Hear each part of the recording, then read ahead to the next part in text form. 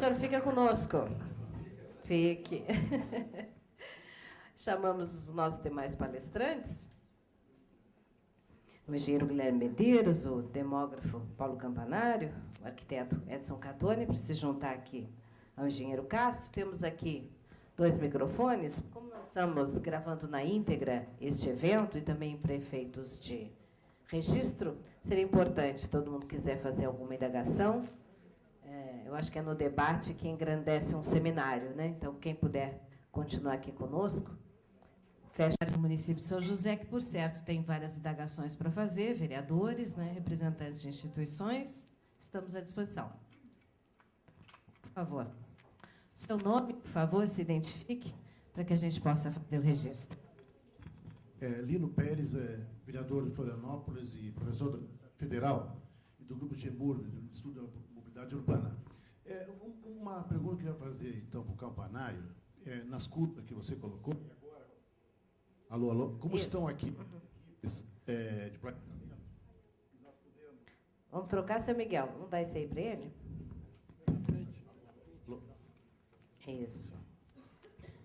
O Edson, dá uma olhadinha para a gente, se é pilha. Na fala do arquiteto Catoni, Edson Catoni, sobre como é que a gente mexe nessas variáveis, né? Como e quando e para quê, isso você, na época, já fez aquele estudo lá, do plano diretor, lá de CEPA, né, todo aquele estudo, eu ficava me perguntando, assim, depende da projeção demográfica, da forma do modelo, no caso nosso, que está concentrado para dentro da ilha.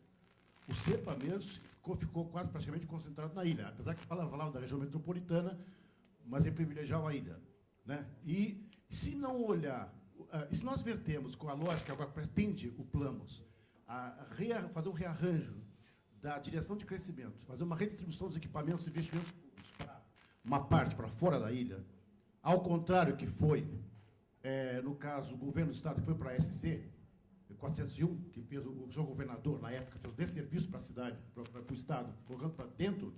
Nós mexemos nessas variáveis, né?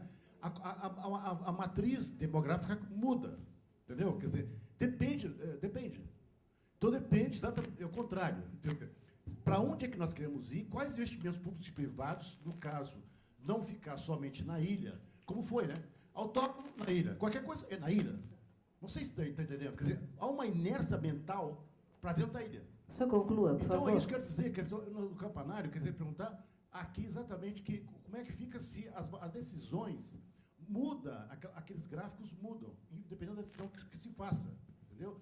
E o outro aspecto da questão da avaliação do Planos é a lógica do preço da terra, que é a lógica imobiliária, que gera a segregação. Hoje, cada vez mais, as pessoas tendem a ser expulsas da ilha por sendo mais caro a ilha. Então, nesse estudo que nós fazemos no caso do Catoni, onde é que está o estudo imobiliário? Do preço da terra, como é que ele se comporta, os investimentos privados estão colocados, onde eles estão colocados, uma tendência para mudar essa tendência de elitização, né? E é isso que eu queria perguntar, nessa planta de estudo de valor, tem que ser os valores imobiliários, que é a lógica do fundo, o preço da terra, que é cada vez mais caro dentro da ilha. Entendeu? Então, isso que eu queria fazer. E último, para o Campanário, que seria a pergunta, cresce Florianópolis com a população. Em 96, a população de alta renda estava indo para dentro da ilha. Então, a população de alta renda, 96, não sei como é que está agora. Então, quantitativamente, é um tipo de população que está indo para dentro da ilha, não é no genérico, né? Ela cresce, mas por tipo de população específica, que é a de alta renda. Perfeito, muito obrigada. Por favor, demógrafo Campanário, o microfone está na sua frente, ele pede a sua resposta. Eu chamei a atenção que o tipo de projeção que eu fiz não é à toa que eu chamei de inercial, né? Quer dizer, é a tendência do passado projetada. Agora, o plano diretor, justamente, ele tem que mudar isso, porque isso seria uma tendência do mercado, tendência da população pobre que vai para a periferia, onde o terreno é mais barato, etc. Então, o que eu fiz é uma primeira etapa de um plano diretor, né? Eu não estou propondo essa projeção. Estou dizendo, se ninguém fizer nada, vai acontecer isso. Se o plano diretor for bem feito, ele vai ser completamente diferente disso. A única coisa que eu digo é que a população vai crescer mais ou menos, a população total, né? E isso também pode mudar, um plano diretor pode mudar uma população perfeitamente, né? Se a cidade fica uma cidade agradável, uma cidade com transporte coletivo bom, a população dos municípios vizinhos vai ser atraída, né? Eu não sei se é isso, mais ou menos. Bom. Próximo. Catone gostaria de falar sobre isso? Acho que o Catone é que tem que falar sobre isso. Ok.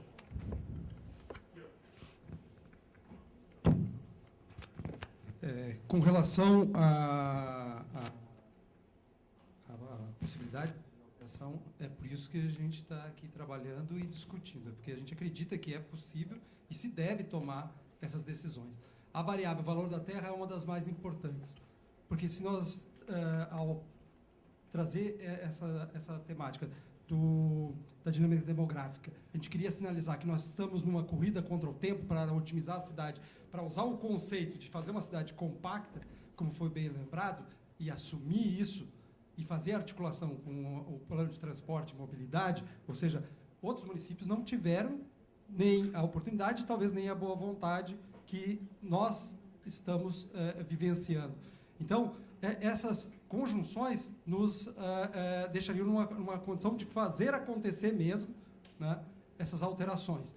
O valor da terra, nós vamos ter que mapeá-los, porque, ao saber quanto tempo a gente tem, a gente precisa saber que qualquer valor ele é valor monetário no tempo, né? Então, o terreno que, no plano diretor, for trabalhado, aquilo que eu falei das áreas de taxas de renovação, que determinadas áreas da cidade podem serem uma tendência de que a edificação ficou velha, a infraestrutura, isso pode ser induzido, acelerado, dependendo do uso dos instrumentos disponíveis, né? E a gente vai ter que tomar essa decisão. O tempo é curto, até mesmo um dos instrumentos mais, como para trabalhar sobre os vazios urbanos, ele leva 8 anos para começar a funcionar e dar resultados, né? Se tudo tiver feito. Então, essa informação e essas decisões que nós vamos, ao mexer no plano, nós vamos mexer no valor da terra futuro, para que ela se torne viável para ter uma cidade compacta, né? Senão a gente vai ficar só com mapas. Complementando essa informação, acho que é muito boa.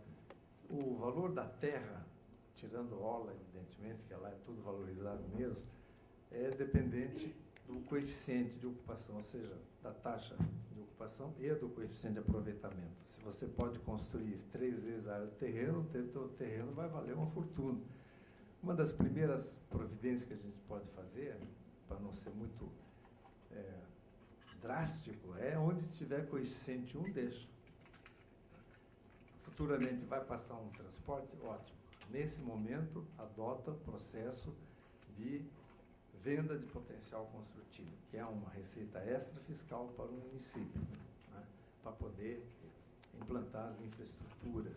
Então, nesse momento que o valor da terra fica baixo em função do coeficiente 1, permanece baixo, no momento que você muda o zoneamento, deixa o coeficiente 1, porém, com a possibilidade de levantar o coeficiente, desde que haja uma outorga onerosa. Bom, tá. É uma maneira, eu acho, mais tranquila de manejar um pouco essa questão da terra, o preço da terra, que é mesmo complicado. Por favor, só que nós temos mais perguntas e eu pediria a todos para a gente seja o mais objetivo possível. Um exemplo que eu andei trabalhando, está funcionando, trabalhando ultimamente, foi Brasília, que para mim é o exemplo mais absurdo possível de um conglomerado urbano, né? Antes, você tinha o plano diretor e as cidades satélites dentro do Distrito Federal. Hoje, as cidades satélites foram tomadas pela classe média. dentro do plano diretor, é caríssimo hoje viver. Então, a classe média está vivendo onde viviam os candangos. E os candangos, entre aspas, estão morando fora do Distrito Federal. Eu medi a distância de alguns municípios do plano diretor para a direita, esquerda, para cima e para baixo, leste e oeste, né?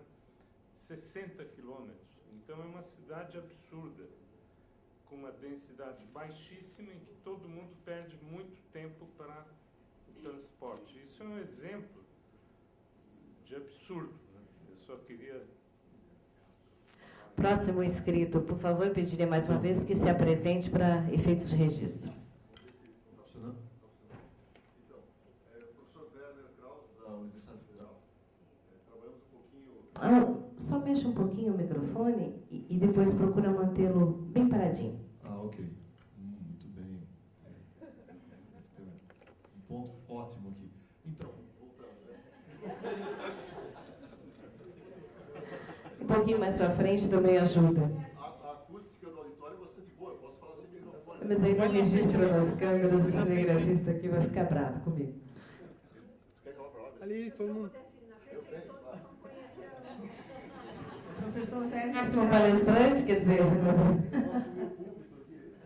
Professor Werner Não, então tá bom. Eu vou ficar com o microfone bem parado. Então, e vamos lá. A questão é a seguinte, bom, começando inicialmente saudando esse evento aqui, eu acho que não é pouca coisa que uma região metropolitana, desses nossos municípios todos... Não é culpa minha, vocês estão vendo. Eu estou me comportando aqui.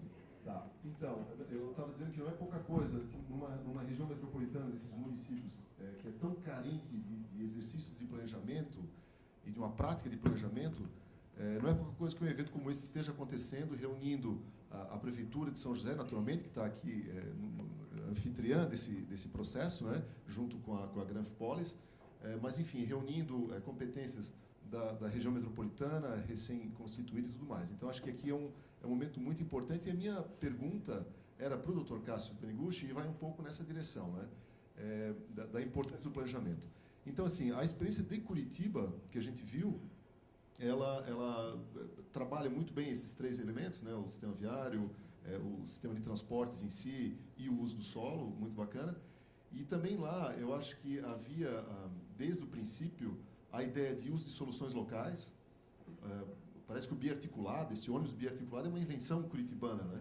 Tinha lá a Volvo fabricando caminhão e ônibus e tal, e inventaram lá o biarticulado. Quer dizer, ninguém pensou em Curitiba, apesar da dimensão da cidade, em trazer monotrilho, teleférico, metrô. Não, era uma solução que era possível atingir com os recursos locais. E aí, na questão das travessias das baías e tudo mais, do aquaviário, ou enfim, outras coisas que a gente possa fazer na nossa região metropolitana, também a gente não tem que ficar inventando, que o monotrilho em particular, o negócio estava muito em voga aqui nos debates televisivos, né? Me incomodava profundamente aquilo, mas isso não tem nada a ver com a nossa identidade, com a nossa prática e com a nossa dimensão, né? Então, assim, pensar soluções locais. Como, por exemplo, já estão operando na Costa da Lagoa um sistema de transporte aquaviário, na região metropolitana, mas, enfim, está lá confinada a Lagoa da Conceição, mas que opera muito bem e resolve localmente o problema. Mas um segundo aspecto que é super importante em Curitiba, que me parece, e o senhor, então, é uma personificação dessa continuidade de planejamento. Quer dizer, havia uma estrutura de planejamento já, cuja foto estava ali de 72, né, como o senhor falou, em funcionamento, e que está até hoje lá operando, se eu não me engano. Então, eu queria saber um pouco do senhor da importância da gente ter, nas gestões públicas, o apoio de estruturas perenes de planejamento, que, até por uma questão histórica que lhe beneficia bastante, né, e nos beneficia mais ainda, a sua chegada aqui realmente parece inaugurar uma tendência da gente ter uma estrutura de planejamento permanente na região metropolitana, na figura da SUDERF. Eu queria que o senhor discutisse um pouquinho essa sua experiência. Obrigado.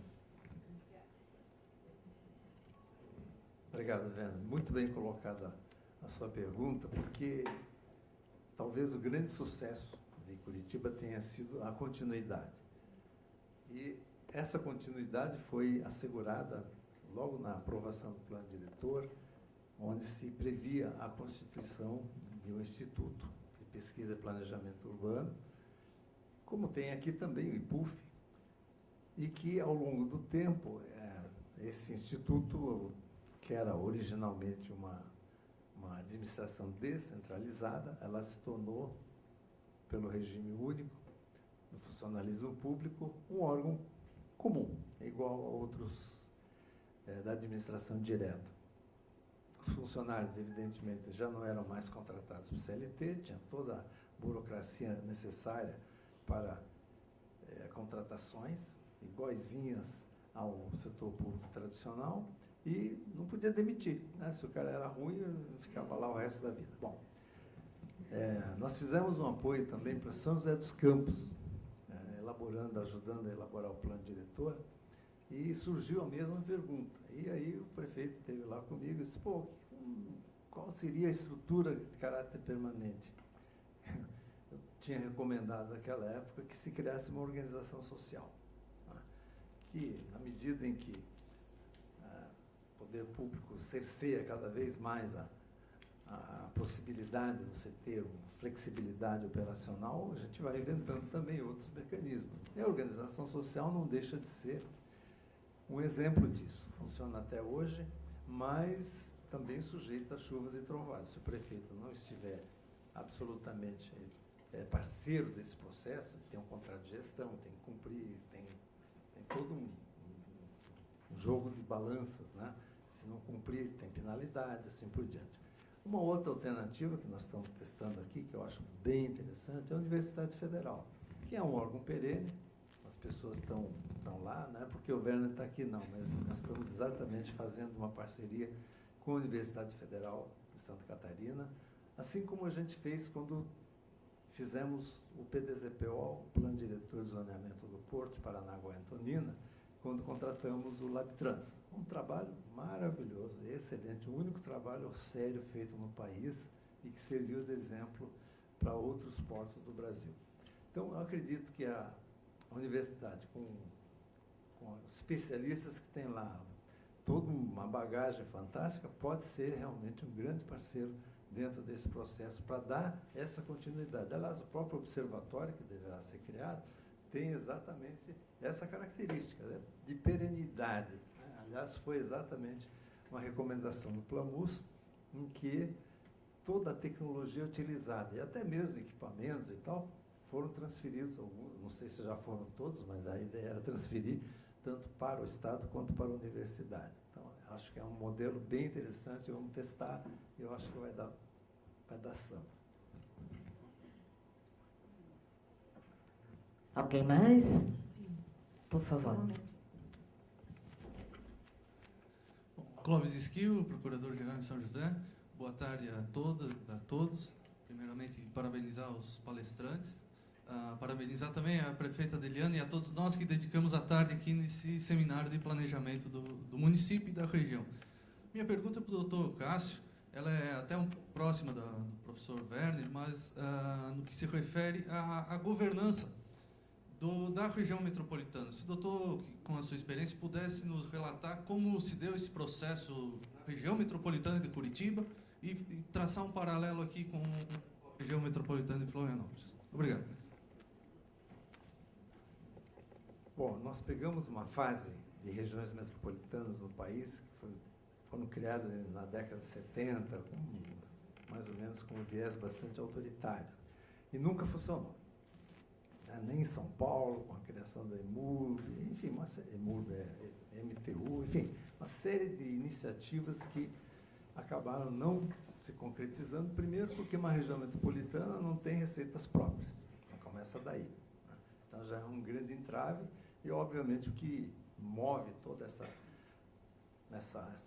cadeia de investimentos é recurso, e evidentemente sem esse recurso você não vai conseguir fazer muita coisa. Bom, agora, recentemente, com o Estatuto da Metrópole, procurou-se, pelo menos, juntar algumas dessas características de recursos, por exemplo, dentro de uma estrutura mais organizada, né? Por exemplo, a questão da necessidade de termos um plano diretor, um plano de desenvolvimento integrado da região, que envolve não só mobilidade, mas envolve meio ambiente, habitação e tudo mais. Nós temos 3 anos para fazer, tem que correr, que passa muito rápido. é também um requisito para que nós entremos dentro daquilo que se chama de uma administração plena. Nessa administração plena, os municípios são fundamentais para que esse sistema funcione. Através do quê? Através de termos de convênios de cooperação que são aprovados, quer pela Assembleia Legislativa, como também pelas câmaras municipais. Pode ser consórcio também, é uma outra opção. Consórcio cria uma pessoa de personalidade jurídica que daí ou administra ela mesma, ou contrata, ou delega isso, no caso específico, à superintendência. Ao mesmo tempo, o município, muito provavelmente, ou os municípios que não tiverem condições, vão repassar, através de contratos de programa, para determinadas atividades. Por exemplo, a questão da mobilidade na operação dos eixos troncais. Tá? Pode ser.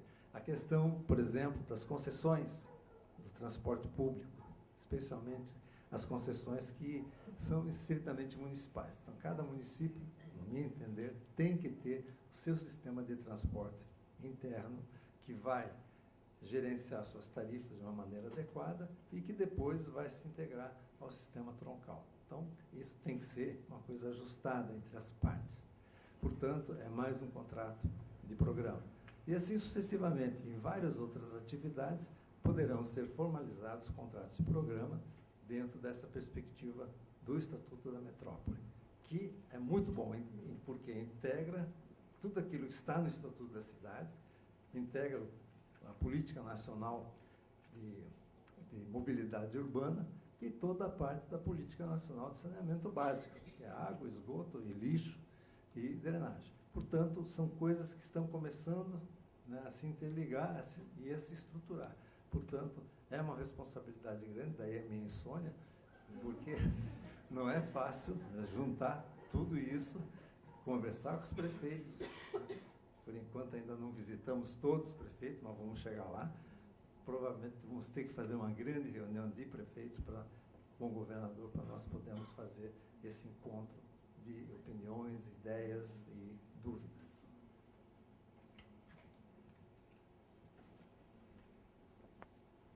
Doutor Cássio, boa tarde. Eu residi 28 anos em Curitiba, no qual estive lá esse final de semana com meus filhos. Moram lá. Cheguei lá em 1969, quando começou a transformação de Curitiba, e voltei para casa em 1990. Quero pedir permissão, quero me dirigir aqui a prefeitos, vereadores, secretários que aqui estão. Não sairia aquele projeto de Curitiba perfeita se não houvesse a parceria dos vereadores, se não houvesse a parceria dos empresários, e se não tivesse a parceria de nós trabalhadores que lá trabalhávamos e lá criamos nossas famílias. Os senhores vereadores estão surpresos. Nós temos origem, prefeito, nós temos escola de Curitiba. O que aconteceu? Quando precisava tirar o trabalhador de uma área, levar a próxima área industrial, a prefeitura chegava lá à beira do rio, lá na área, verificava a situação do rio e lá nos alocava. Nós tínhamos um prazo para se alocar. E assim foi crescendo a grande Curitiba, chegando junto com a linha de ônibus. Por que eu quis fazer essa fala? Porque lá, prefeita, deve ter ainda, lá no Pinheirinho, talvez já esteja em vida, ou até faleceu, o Eroni Silvério, né? Que ela até foi deputado, um dos maiores empresários da linha de ônibus. Mas a preocupação, prefeito, foi quando, até há pouco ali fora do lanche, o senhor falava, e um minuto eu concluo, a questão do táxi. O primeiro embate que deu com os senhores lá foi os taxistas. Porque como é que nós vamos trabalhar agora com essa quantidade de ônibus? É verdade, prefeita. E o Eroni, que era o dono da empresa de ônibus, ele também tinha a maior frota de táxi. Então, foi muito importante naquele momento os senhores vereadores se aliar com o prefeito para que realmente o projeto desse seguimento. E o senhor me corrija se eu estiver errado, né? Sou bastante maduro para aceitar o não do senhor. Então, por que eu estou fazendo essa fala, senhores vereadores, secretários e prefeito? Se nós não nos unirmos aqui, eu já provoquei muitos empresários de ônibus aqui cada um é o seu território. E eu gostaria que o senhor explicasse, no final da minha fala, por que os senhores tiveram aquela inteligência, aquela sabedoria, que todas as empresas de ônibus circulam no mesmo território. E me corrija também. Então, a gente tem essa história. Senhores vereadores, senhores josefenses, só vamos dar o grande salto se unir. Então, lá nós criamos, fechando a fala, a ENSIC, que era dos senhores empresários, Nós criamos a UNAINSIC, que era a União do Trabalhador para Evitar Greves. Eu fui o criador da primeira Olimpíada de Bairro do Brasil, prefeita, que era para trazer o trabalhador, trazer a comunidade para evitar também movimentos contra o prefeito, contra os senhores vereadores, que enquanto queriam discutir o não, nós estávamos provocando atividade esportiva com o apoio do prefeito e dos senhores vereadores. Então, eu quis fazer essa fala, viu, doutor Cássio? Muito feliz de rever o senhor, e essa foi a receita que eu pude trazer para o meu estado. Muito obrigado. Meu nome é Valmor. Hoje eu faço parte da Brigada Comunitária de Bombeiros Civil Socorrista e técnico em Defesa Civil há 10 anos. Muito obrigado. Muito obrigado, Valmor. Realmente eu acho muito importante. Claro, é uma reunião. Primeiro queria cumprimentar a prefeita pela iniciativa deste encontro. Né? Realmente é muito importante todos os vereadores estarem absolutamente cientes da necessidade de ter um plano diretor, dos empresários, da academia, enfim, todos. Isso é uma construção coletiva, não é uma coisa individual. Né? E principalmente tendo em vista que os trabalhadores, quando a gente fala mistura renda, tem que misturar tudo junto. Não pode fazer essas coisas separadas. E o empresário de transporte normalmente é pintado como, né, o inimigo do povo. Não é. Eles são parceiros, desde que a gente apresente uma solução que seja adequada. Eles são extremamente parceiros se a gente souber conversar com eles, dialogar e apresentar uma proposta que seja um ganha-ganha. Ou seja, ganha o município, ganha a população, ganham eles também.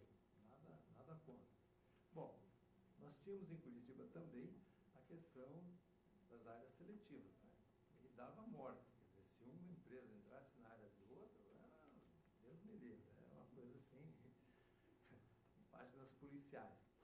Bom, como é que nós resolvemos essa questão? Quando foi implantado, por isso que eu digo, aquela linha interbairros, que é uma coisa bem bacana, ele passa por todos os setores, porque os setores eram que nem uma pizza, né? Uma fatia, cada um tinha a sua área de operação e o centro era todo mundo. E quando era para implantar o interbairros, obviamente o ônibus ia passar na área de outro, ia dar morte. Né? Então chamamos todos os empresários, olha, cada um vai ter que entender que tem que ser uma coisa coletiva. E o que nós fizemos? Em vez de fazer qualquer mágica muito complicada, quantos passageiros você transporta na tua área? Tanto. E você? Tanto. Bom, dividimos o número de frota para fazer esse serviço, sei lá, 40, 50 ônibus, proporcional, e cada um entra com a frota e pronto, resolveu o problema, nunca mais brigar. Né? Então foi assim que foi resolvido. A questão dos táxis. Os táxis são nossos grandes companheiros. Primeira coisa que nós fizemos com os táxis, logo no início, o Jaime Lerner chamou todos os taxistas, olha, nós vamos implantar isso, vamos fazer aquilo lá. E, ao mesmo tempo, queremos que vocês se capacitem. Todos os taxistas são formados, por assim dizer, em turismo. Olha que Curitiba não tinha turismo coisa nenhuma. Em Florianópolis é de 500 a 0. Então, essa questão de preparar o taxista, para saber os pontos importantes, como levar, como tratar o passageiro, se está bem vestido.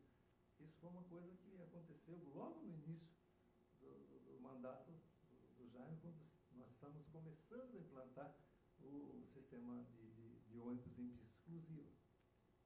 Só complementando o ônibus daquela época, gente, era um caminhão encarroçado como ônibus. Ou seja, transportavam passageiros como se transportam carga. Então, uma senhora grávida, para entrar no ônibus, tinha que botar uma escada. Entrava por uma porta estreitinha atrás. Quando nós fizemos o projeto do ônibus, que foi baseado no projeto da Mercedes, da Alemanha, a entrada era pela frente, portas bem mais largas, 3 portas, né, degraus baixos. Foi uma revolução, o pessoal não queria fazer. Nós tivemos que procurar fornecedores, né, a parceira grande foi a Marco Polo, e uma empresa em Salvador que se dispôs a fazer, não, eu acredito no projeto, vamos fazer. Foram os primeiros ônibus urbanos a circular no Brasil. Então, as soluções, muitas vezes, estão dentro da própria cidade, dentro da equipe. É só deixar o pessoal né, liberar a criatividade. Você não imagina como isso é bonito de ver. Então, eu agradeço ao Valmor pela oportunidade que deu. Temos mais 3 perguntas ainda. Por favor, não esqueça de se apresentar. Boa tarde a todos. Meu nome é Fabiana, eu sou assessora da vereadora Sandra Martins.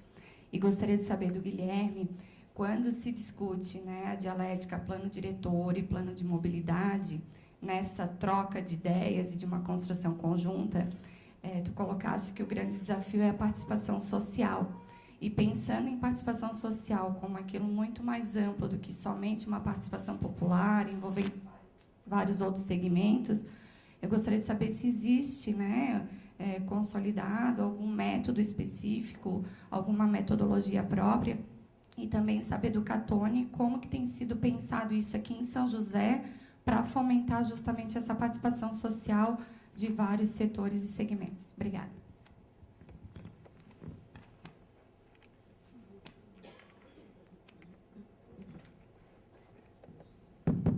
Vamos ver se funciona. Bom, o plano diretor de São José, a gente também está acompanhando, e a gente viu o planejamento do processo de participação social que foi proposto, né, pela equipe, liderada pelo Catone, e eu diria que foi um dos melhores que eu já vi. Eu também não sou um grande especialista em planejamento de participação social, enfim, eu acompanhei alguns processos, mas, pelo menos da minha parte, foi o melhor que eu já vi. E eu compartilhei isso com a Embarque, por exemplo, que é uma organização que está apoiando a gente no Planos, que, inclusive, no Brasil inteiro está ajudando a desenvolver os planos de mobilidade. Tem um convênio de cooperação com o Ministério das Cidades, é uma instituição não governamental que é bastante conceituada. E eles mesmos se interessaram e até buscaram, inclusive, aprender um pouco com a proposta que foi colocada aqui, né? Então, eu quero dizer que, na minha visão, do ponto de vista de planejamento, de como essa participação vai acontecer, vocês têm tudo para ter um processo que vai ser referência aqui em São José, que pode ser referência no Brasil inteiro. Porque não existe realmente uma regra muito bem definida, não existe isso não é uma questão travada, né?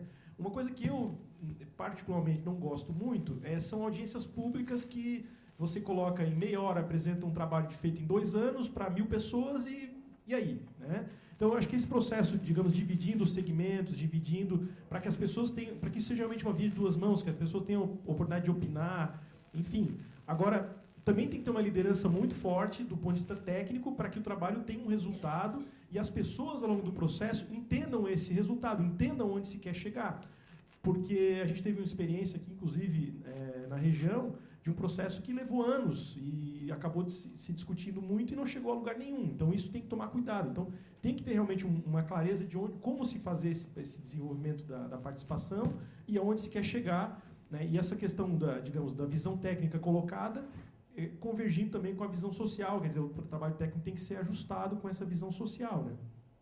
Mas eu, pessoalmente, eu acredito que dentro do processo de planejamento que tá previsto, é possível integrar isso. Eu estou me intrometendo aqui a opinião numa questão de um trabalho que está sendo liderado pelo Catone, então é uma questão institucional que é uma decisão da própria prefeitura.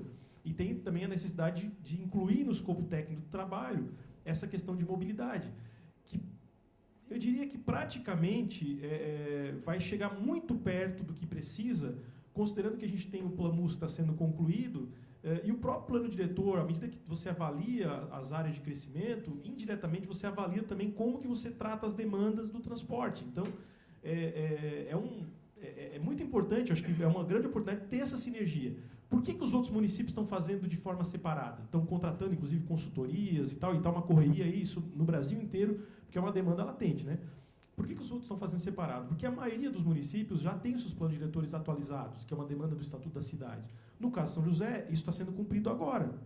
Então, já que estamos fazendo, né, o plano diretor agora do município, por que não já fazer a questão do plano de mobilidade também? Ou seja, o plano de mobilidade pode ser simplesmente um capítulo do plano diretor, não precisa ser um plano separado. Ele está sendo feito como um adendo, né, uma peça separada, em muitos casos, na maioria, nesse momento, porque os planos diretores já estão aprovados, né? Então, mais uma razão pela qual a questão da mobilidade pode ser inserida dentro desse contexto. Lembrando que tem um trabalho técnico, algumas complementações que precisam ser feitas, isso envolve também, eventualmente, um custo, então tem que ver como que isso vai vai ser feito, né? E é uma decisão, digamos, da prefeitura. Mas só uma recomendação que eu acho que é um momento importante nesse sentido.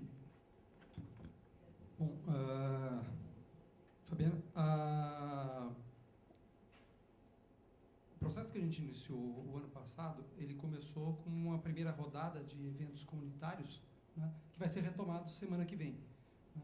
Um evento como esse daqui, para tu ver como a gente tem que também inovar. Esse é um evento técnico da entidade, da Associação dos Municípios, numa aproximação que a gente já tem em escritório com os técnicos do plano, já trabalhando e trocando ideias, e com a escala metropolitana, com a superintendência.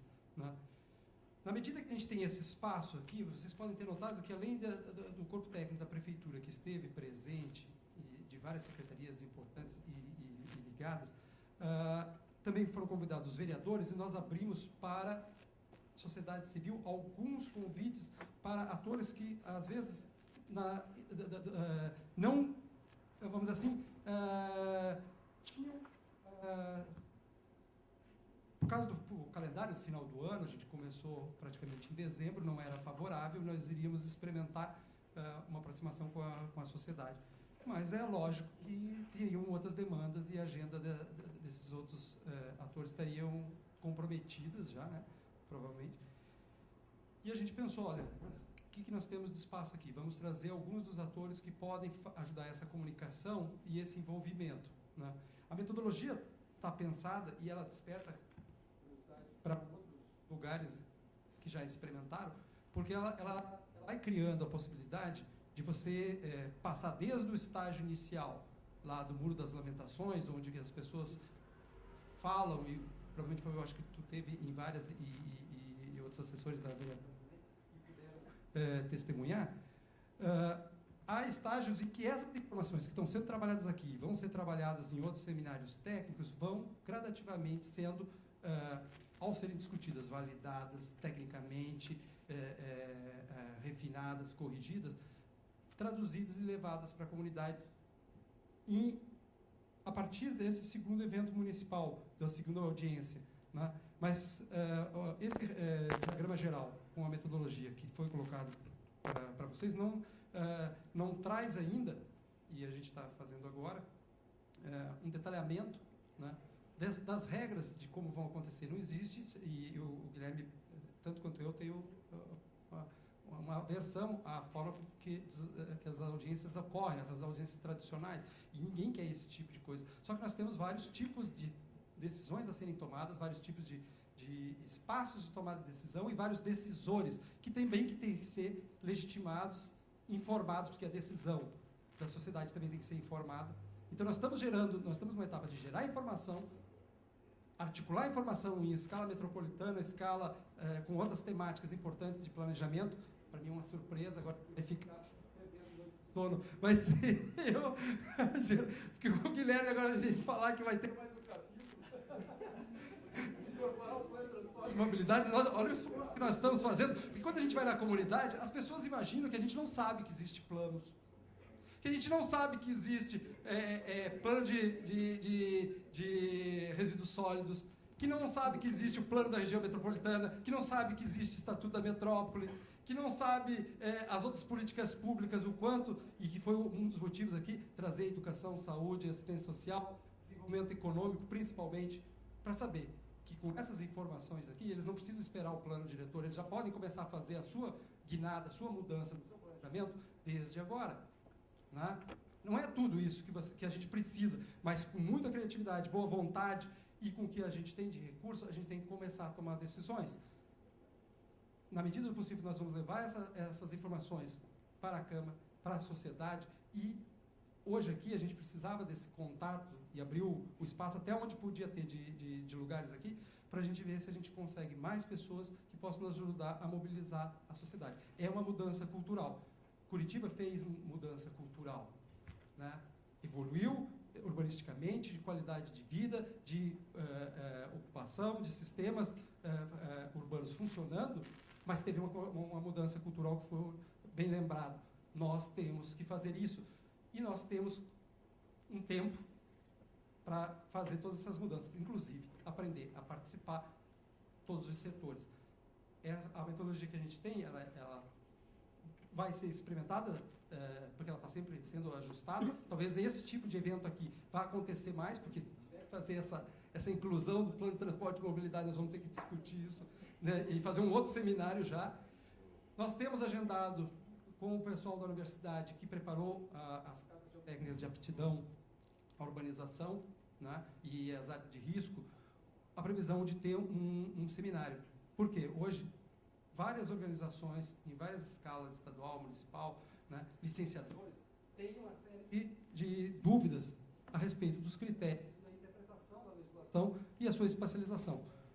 Esse é um espaço que está acontecendo. Qual é a dica, Werner? É o espaço de planejamento que está acontecendo, onde tudo isso está sendo implementado com a intenção das equipes e a oportunidade delas interagirem, né? Então, isso aqui não estava. Se tu procurar na metodologia e nos cronogramas, esse tipo de evento não existia. Foi criado. E talvez os próximos 2, 3, dependendo da temática que surgirem, vão ter que ser incorporados. E aí, quais são os atores que vão ser mobilizados?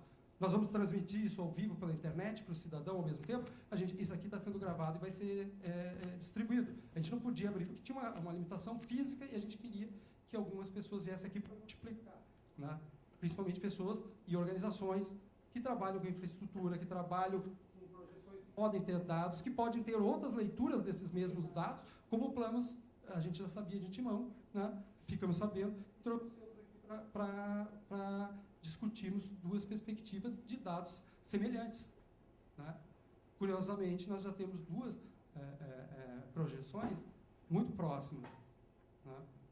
Nós não precisamos ficar duvidando e perder o sono por causa disso, né? Vamos começar a agir. Temos mais perguntas? Temos mais 2 inscritos, o professor Ivo e mais... Professor Ivo, por favor.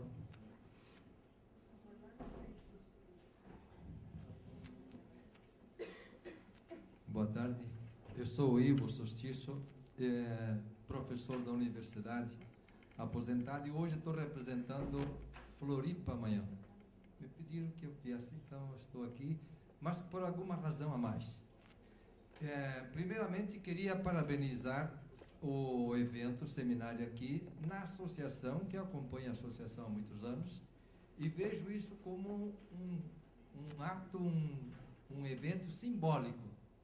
É a casa da associação. Segundo, o aspecto que me parece mais peculiar que eu observo hoje, a parceria técnico-política. Me admira muito ter visto hoje a prefeita aqui.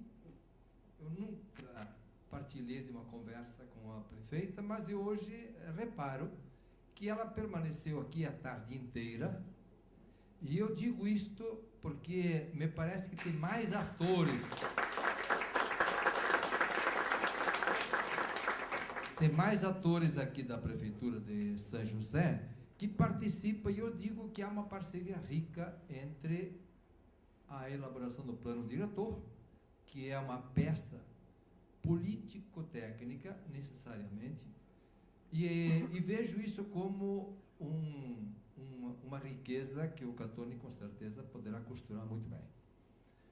Digo isso porque eu acompanhei, eu aqui não estou fazendo análise do plano diretor de Florianópolis, mas acompanhei, talvez o único que acompanhou lá desde o início, uma hora como observador, depois até num momento fui coordenador durante 1 ano, e depois eu vi quanto ele andou e desandou, mas eu vi uma coisa que hoje o Catone chamou a atenção: olha, temos um componente demográfico, temos um espaço, temos que casar esses 2 elementos, além dos outros aspectos que o plano diretor preconiza.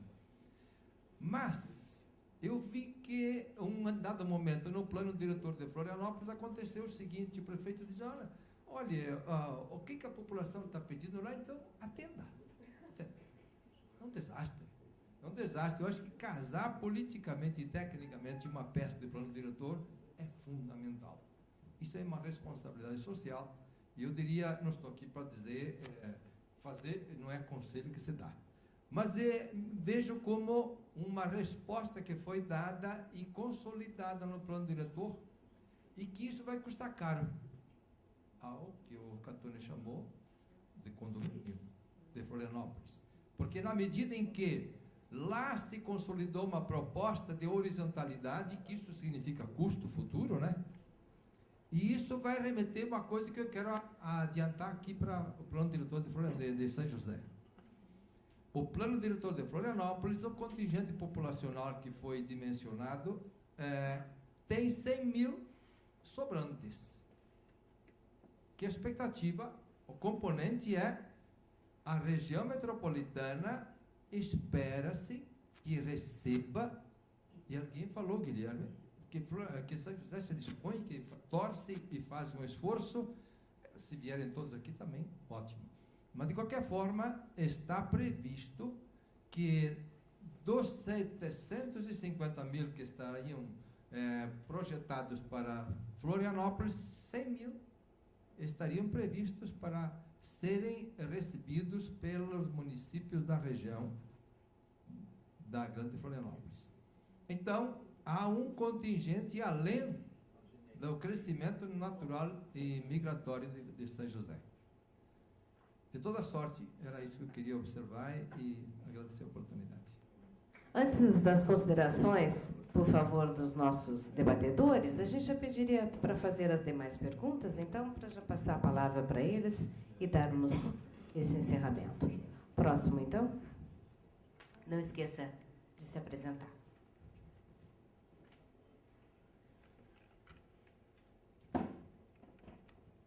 Boa noite. Agora, meu nome é Anthony, sou geógrafo formado aqui na Universidade Federal de Santa Catarina.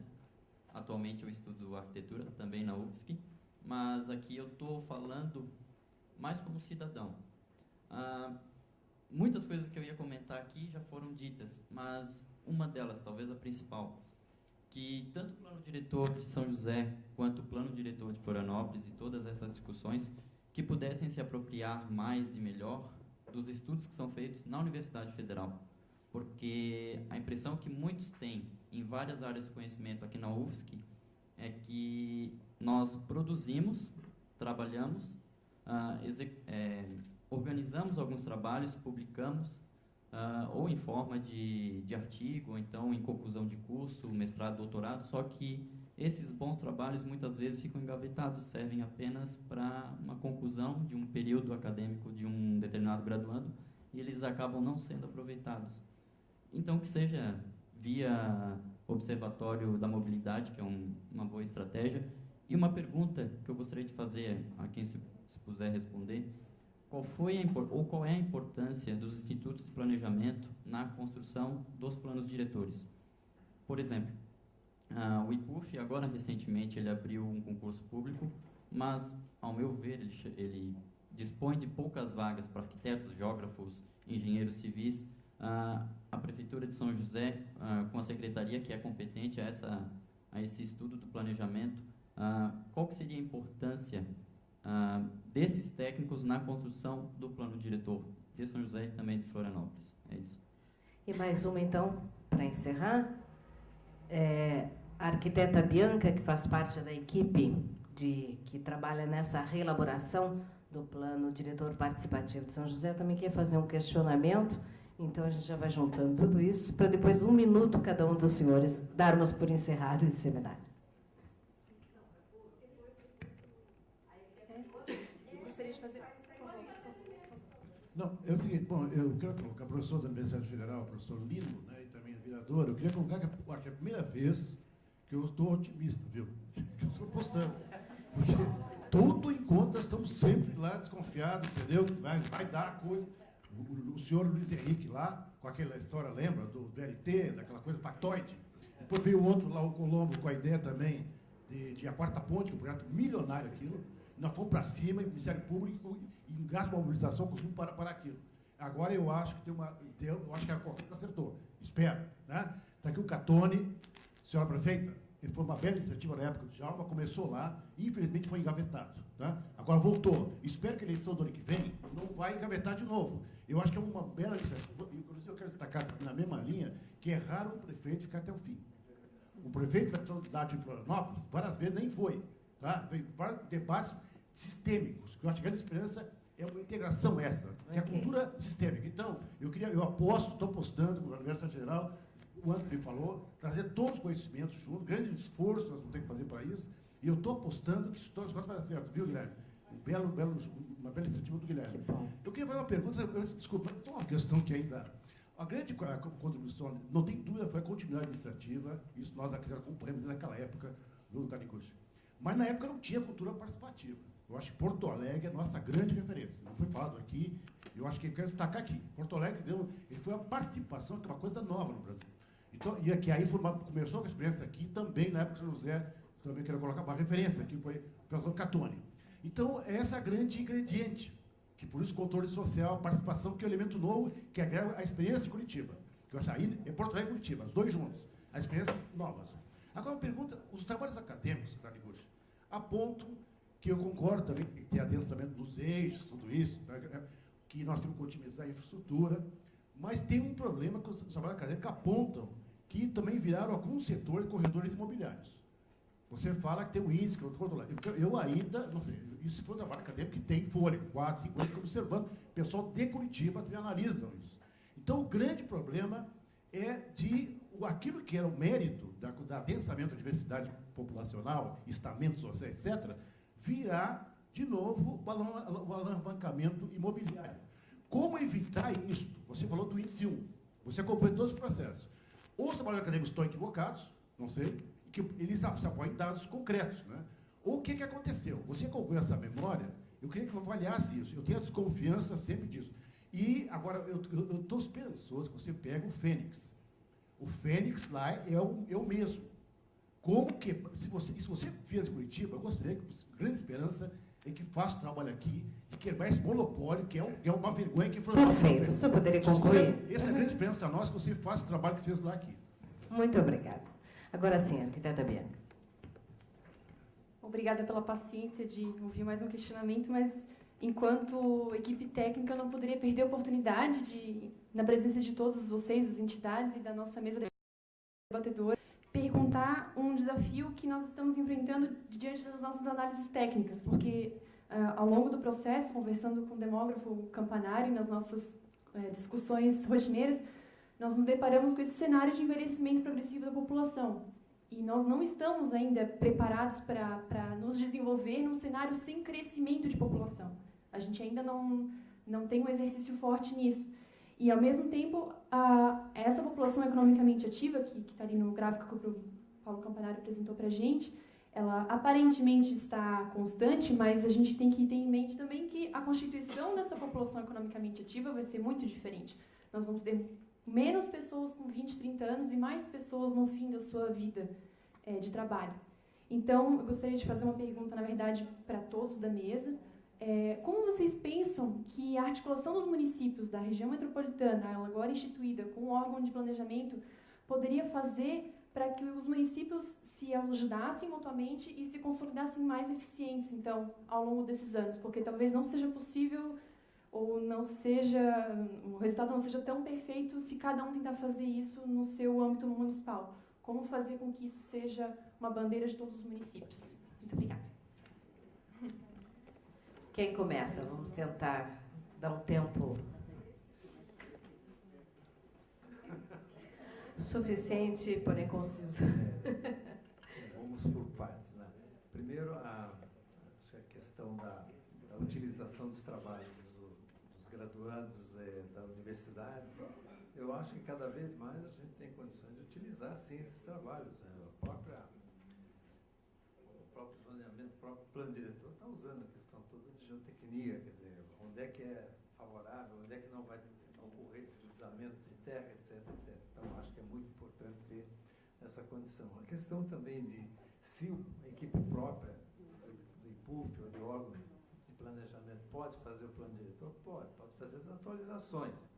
Nós, no Curitiba, contratamos o Jorge Wilhelm, a Serete, naquela época, para fazer o plano diretor, porque a gente não tinha expertise para fazer isso, mas a partir daí foi sim feitas atualizações dos planos com as equipes próprias. E, respondendo ao nosso vereador, efetivamente, num período ditatorial, que foi o período militar, a gente fazia as coisas acontecer mais rapidamente. Mas nada, por exemplo, essa questão da Avenida das Torres, né, que foi uma intervenção social, transporte, tudo junto, foi feito com uma discussão tremenda lá com a comunidade, né, foi mesmo. E o plano diretor, a atualização do último plano diretor em 2004, que foi o meu tempo ainda, foi aprovado por unanimidade da Câmara de Vereadores. Até não sei como é que a gente conseguiu isso, mas foi unanimidade. Tanto que presenteamos cada um dos vereadores com a assinatura de todo mundo, foi uma solenidade muito bonita.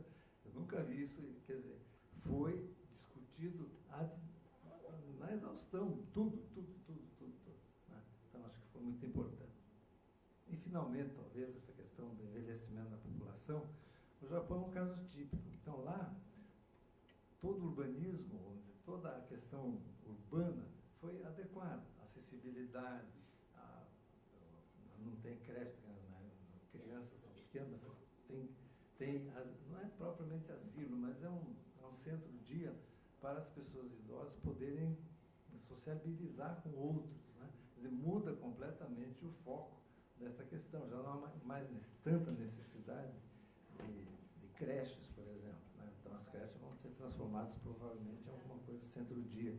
Então, mudanças vão ocorrer, né? Mas isso vai acontecer daqui a uns 30 anos, viu? Calma, não precisa assim ficar tão né? Não sei, o nosso demógrafo. As coisas vão acontecendo e, na medida que essas coisas vão acontecendo, a gente tem que ir acompanhando na remodelação ou na adequação do plano diretor. Isso é tranquilo. O tipo de veículo vai ser diferente. Espero que daqui a algum tempo a gente vá ter veículos movendo sozinhos, sem motorista, sem nada, né? Até numa apresentação do pessoal lá da FETRANSESC, que eu acho que o pessoal do transporte de carga, estavam falando de caminhões pequenos, não sei o quê, tá? Pô, mas vocês estão pensando em drones? Pô, daqui a pouco nós vamos estar entregando pizza com drone. Pô, o que vai acontecer? Né? Então, essas coisas a gente tem que estar absolutamente atualizado. Nós temos que estar permanentemente estudando, aprendendo. Eu digo, cada vez que eu faço uma palestra, estou aprendendo. E isso é tão maravilhoso que vocês não imaginam. Então, essas coisas vão acontecer naturalmente, dentro de um processo que vai seguir o seu curso adequado e que tem que ser realmente mudado. No Japão, nossa, o idoso lá tem de tudo, né? E é incrível que pareça, o idoso também participa das reuniões da comunidade, quer prestando pequenos serviços, como também participando ativamente da vida. Então, eu acho que as coisas vão mudar, e muito, né? E espero que as novas drogas que estão surgindo aí, que vão prolongar a vida por mais não sei quantos anos, eu já não vou pegar isso, mas vocês com certeza vão aproveitar muito essas novas tecnologias.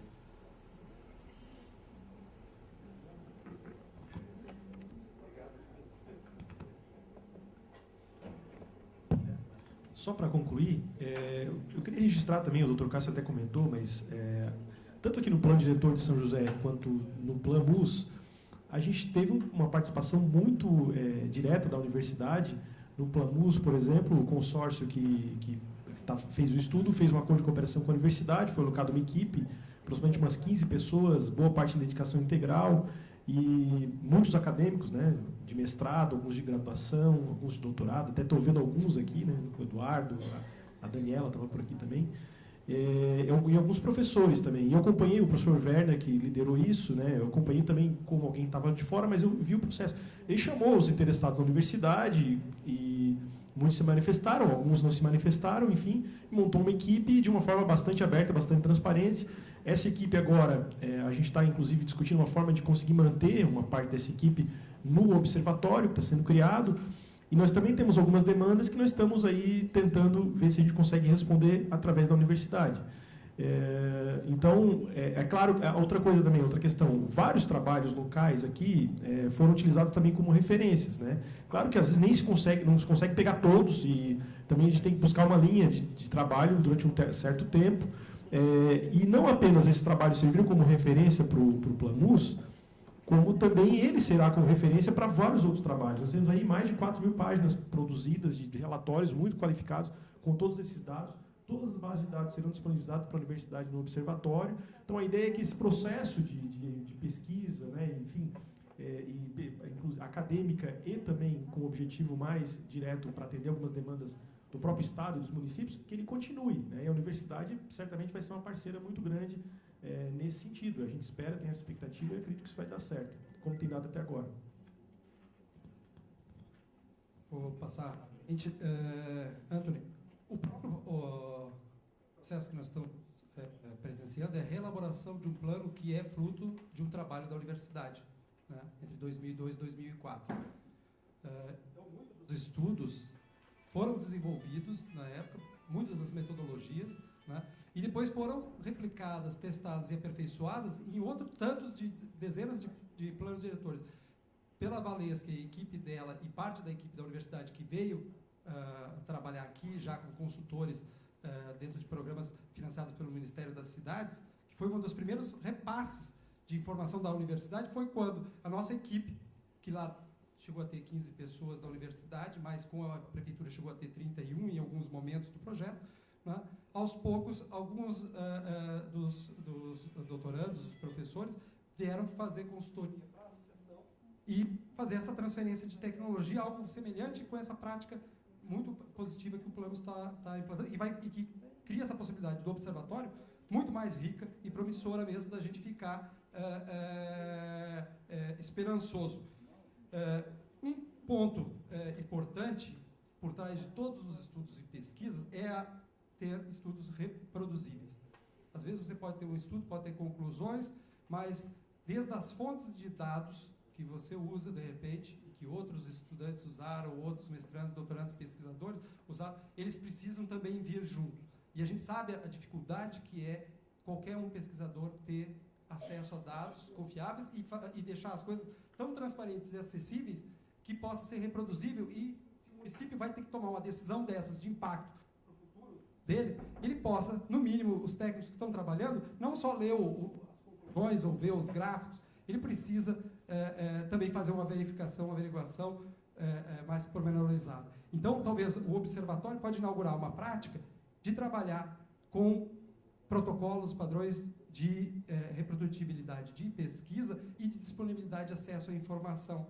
Isso fica uma ideia para a prefeitura, e que a gente conversou com o professor Werner, que talvez possa ser interessante, que a gente faça um termo de cooperação técnica nesse sentido, já garantindo acesso à pesquisa. Você colocou o aspecto de tudo que já existe produzido, mas tudo que pode ser produzido com essa articulação de informações e essa vamos dizer assim, coleta que a gente faz e a troca que a gente está estabelecendo com o próprio Planus, todo o material riquíssimo que a gente está compartilhando e analisando junto, e que ainda vai ser publicado. Nós estamos trabalhando com dados que, por causa dessa parceria e dessa confiança e dessa disposição não formalizada ainda, prefeito, mas a gente já está trabalhando com os dados deles há um bom tempo, né? E que não seria possível, né? Quando o professor Werner vem numa outra escala, já tentando resolver o projeto com a equipe da universidade, semana passada, quarta-feira, né? Quinta-feira passada, aqui à tarde, numa reunião, ele se surpreendeu de tantas coisas que a gente tinha produzido. Ele não esperava encontrar, só que a gente conseguiu fazer esse avanço porque teve, mas isso tudo ainda num nível de informalidade, de camaradagem, de companheirismo, de confiança. Se nós institucionalizarmos isso, vai ser uma prática para qualquer estudante pesquisador e para a universidade continuar contribuindo. Com relação ao envelhecimento da população, São José é uma referência. A gente é testemunha nos eventos comunitários que toda vez que se vai falar de coisas positivas de São José, se fala do atendimento, da assistência ao idoso e da forma com que São José trata respeitosamente e tem equipamentos e atividades para essa população. Só que, aconteça daqui a 30, 20 ou 40 anos, essa demanda vai aumentar 3 vezes. Então, para que não se deteriore a qualidade desse serviço e outros serviços que o município tem, a gente precisa planejar e precisa ideias para melhorar cada vez mais. Eu quero agradecer a presença de todos e as sugestões, né, que podem nos tirar o sono, mas acredito que a causa é muito importante, muito nobre, e nós temos no futuro talvez orgulho do que começou a ser construído aqui hoje. Obrigado a todos. Obrigada a todos os debatedores, as senhoras e senhoras que ficaram até agora. Prefeita, parabéns, boa sorte. Boa sorte ao grupo que faz essa reelaboração. Uma proposta difícil, mas com certeza sairemos daqui propagando a informação de que a participação de todos é fundamental. E com essa participação a gente consiga a reelaboração de um plano excelente para São José, com consequências para toda a grande Florianópolis. Muito obrigada e eu acho que até um segundo seminário.